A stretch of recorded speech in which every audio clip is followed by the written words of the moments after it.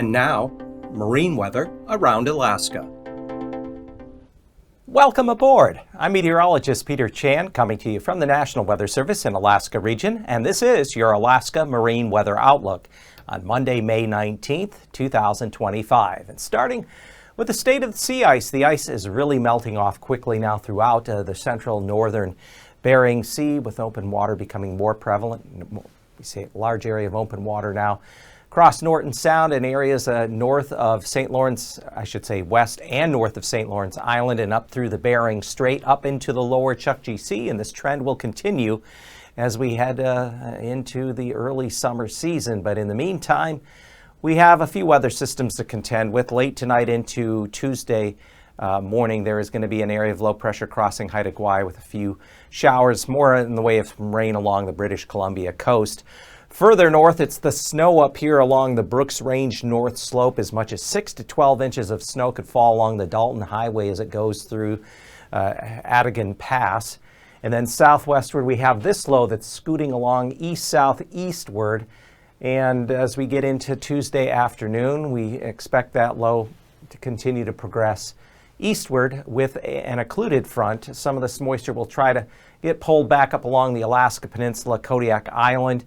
Still a lingering trough of low pressure kind of back along southwest interior Alaska Range in the northwest Canada, and that's just serving as a focus for some scattered instability showers in the daytime, even a isolated threat of some lightning strikes, especially along east central areas, the Alcan border. Snow will be diminishing Tuesday afternoon and evening across areas of the North Slope and Brooks Range. And then by the time we get into Wednesday, here's that low trying to pull a little more moisture further northward. But the main energy from the system is going to head east-southeastward. And another low taking a very similar track will scoot along the Aleutians and do a similar thing here for the midweek period, Wednesday and Thursday. But eventually, all of that energy is going to come back, and it's going to head north and westward over the Memorial Day weekend. So those in your panhandle, get ready for more rain, and some of that moisture can get all the way back toward Prince William Sound, the Kenai Peninsula. So we'll keep an eye on that as that time frame draws nearer. But for Tuesday, the inner channels of the panhandle, south winds 10 knots there, Lynn Canal, Stevens Passage waves foot or two. Outside of Metlakatla down the Dixon entrance, maybe 4 or 5 foot waves. For the areas along the outer coast of the Gulf, winds generally westerly 10 to 15 knots, swells right around 6 feet, maybe 7, 8 feet off of Craig. And for Wednesday, south winds to 10 knots within the inner channels, waves just a foot or two.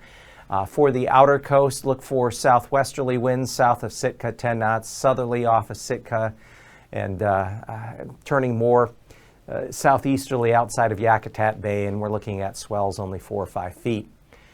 So on Tuesday and the northwestern Gulf, Prince William Sound area, southeast winds 20 knots, waves 2 to 3 feet. Outside of Hinchinbrook entrance, south-southeast winds 15 knots, waves maybe 4 or 5 feet.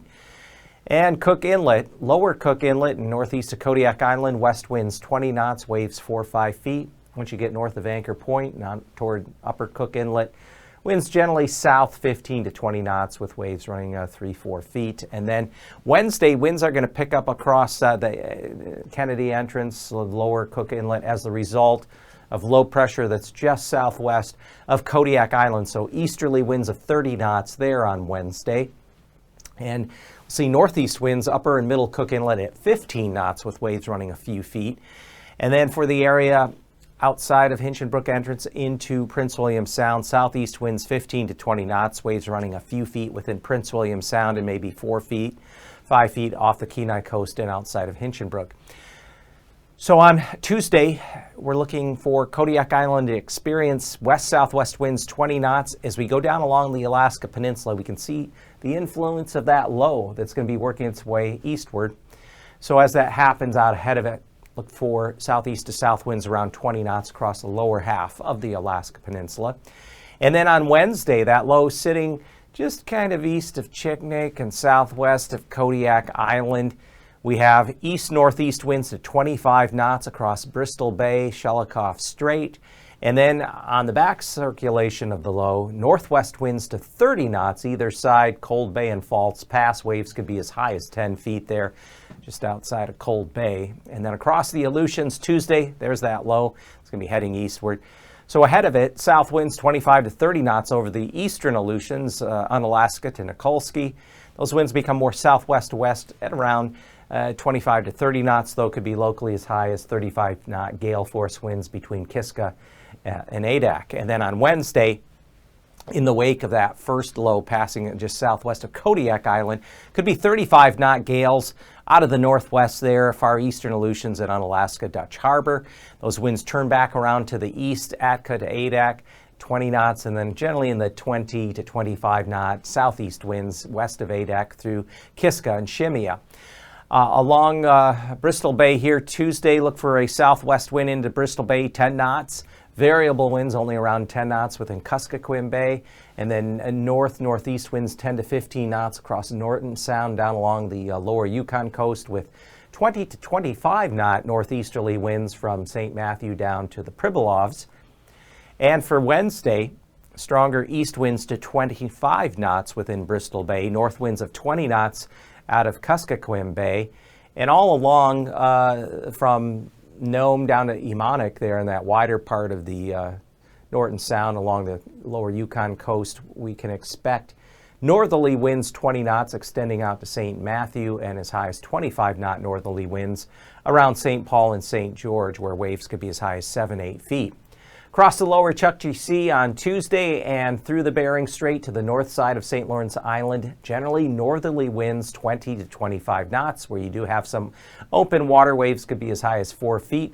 Winds are more northeasterly from Wainwright up along Utqiagvik to Prudhoe Bay at 10 to 15 knots.